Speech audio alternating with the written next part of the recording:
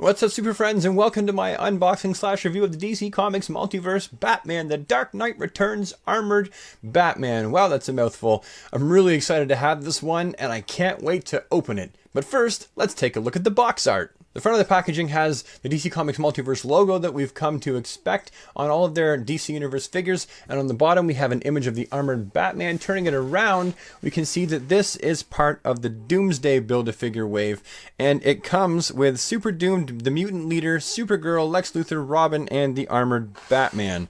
Now, I already have the Carrie Kelly Robin, not interested in that Lex Luthor or the Supergirl. That head sculpt is just horrible. I do have the Mutant Leader, and I would like to get the Super Doomed, and obviously I've got the Batman because that's what the video's about. Let's open it up. Alright, open the flap, pull him out, and toss the box, and toss that. And here is what it comes with. Doomsday's butt and groin. Doomsday's noodle. And as a side note, I gotta say, I was not a big fan of this design for Doomsday, the whole weird ram horn things popping out of the side of his head. I'm a big Superman fan, and this Doomsday just did nothing for me. It also comes with Batman's little pew pew! And lastly, it comes with the old age armored Batsy himself. Man, I really like this figure a whole lot. There are some things that I don't like about it, but I'll get into that after. But let's take a closer look at the figure first. Now, if you're familiar with Frank Miller's Dark Knight Return, you will immediately realize that this figure is pretty much spot on in every single detail. Like, really, really, really well done.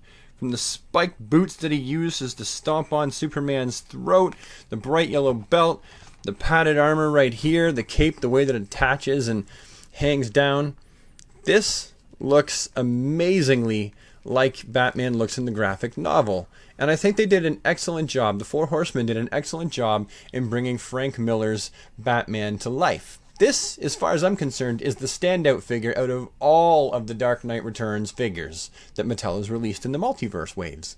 Now, what I don't like about this figure is as follows, and there's only really one thing that I really am not that impressed with, and that's the paint app on the belt.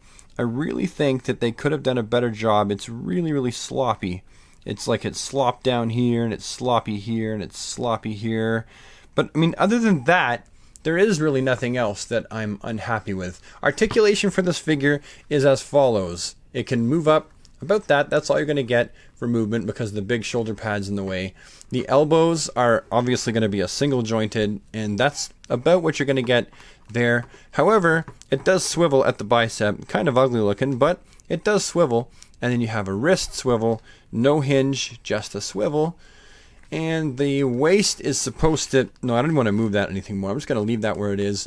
The groin itself is on a hingy ball joint.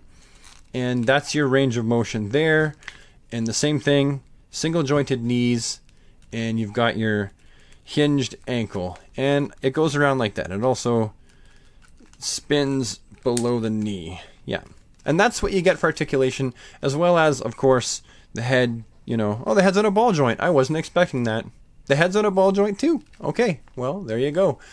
And that's pretty much it for articulation, but my question is exactly, Batman, you're drunk. Now, the real question is, how much articulation does this figure actually need in the first place? Well, to me, I would look at this and say, typically, that's how people are roughly going to pose this Batman figure in some kind of a fighting stance against Superman, and it'll probably just end up staying that way. So, as far as I'm concerned, this is really all the articulation that you're going to need with this figure, and honestly, how much range of motion do you think old Batsy had in that suit anyway?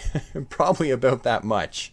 And here he is standing next to my DC Comics Multiverse Cape Swap Custom Kit Bash Superman figure from the Dark Knight Returns series, and you can see that they look pretty good standing side by side. Batman obviously looks way more bulky than Superman, which would make sense because he's in that giant armor, and Batman already is about as bulky as Superman in that comic series, and they look pretty good together for size comparison.